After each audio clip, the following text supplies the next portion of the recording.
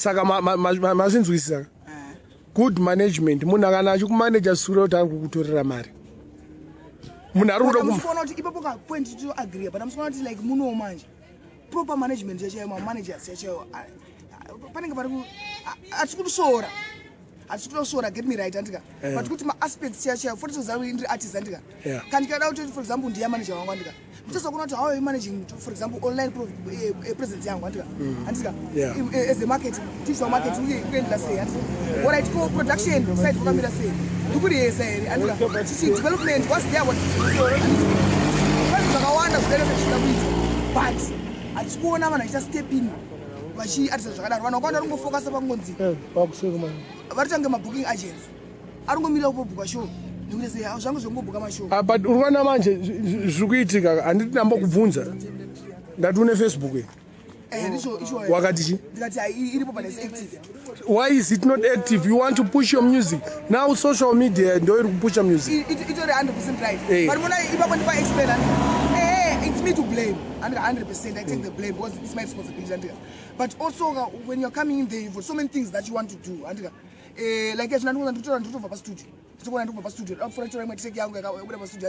time of the year, production, we're taking a lot of tunes, going to production still. You see, and you always an artist also to keep that artistic energy and she vibrance, she going and you cannot be doing all the things at times. And what's happening on the at times? What's up, man? Because I also and two focuses with you. You see, it gets me too busy. And it's about out by it's supposed to be like an institution. And point to one focus on that management for take care of that. But nevertheless, maybe at a certain point should try and put more energy and get it active. You see, but no matter to trust when you have management, they should step in and do those things. Management, you know, we are gonna active as an artist. There's even my artist, even Amazon. They don't even know what the Facebook, you know, for us.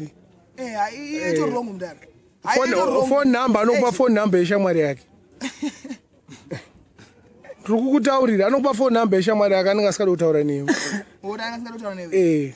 So inini manje ndiri munhu wekuti nekwandinogara uko munhu anoda phone number kana kuti yakila ti ndovadati handina anofunga ndikumunyembera. Handinawo zveshuwa but I can get it. But I'm going through a lot of people kuti ndiwane number iyo. Is it worth my time? No. Do you have a phone number, sir? You mean me? Yes, you. Yes, I have. I have. Tell your phone number. 0772 or let's say 263. That's the country code. 263 for Zimbabwe. 0772 294 389. 0772 294 389. Izvo zvezvo ndozvinenge chidiwa mumataura zita renyu chairo chairo. Tabona Kevin Padoro. Artist name Ja Bless. Right. Makakurira kupi? Redcliffe. Redcliffe Toad. Yakura kutoad kuzisco steel. Baranza Cisco steel. Saka unakurira kuRedcliffe wakurira kutoad. Nakura kutoad. Saka inda wangoda undinyebera. Toad iri under Redcliffe. Aiwa, Toad is Toad, Redcliffe is Redcliffe. Rutendo is Rutendo. Aiwa, ndoza ndikuramba izvozvo. Toad Redcliffe Rutendo zvakafanana ngoti mbizo amavheni zviri under kwekwe. Saka Redcliffe mageto emuRedcliffe. Andika Redcliffe Council, tori council municipality yayo ina mayor wayo. Council yacho nayo inobata Rutendo neToad. Ndo inobata Redcliffe yese yayo. Then ka area kaya kaseba ben kaya katika kana kuramba kachimodzi Redcliffe akana special name.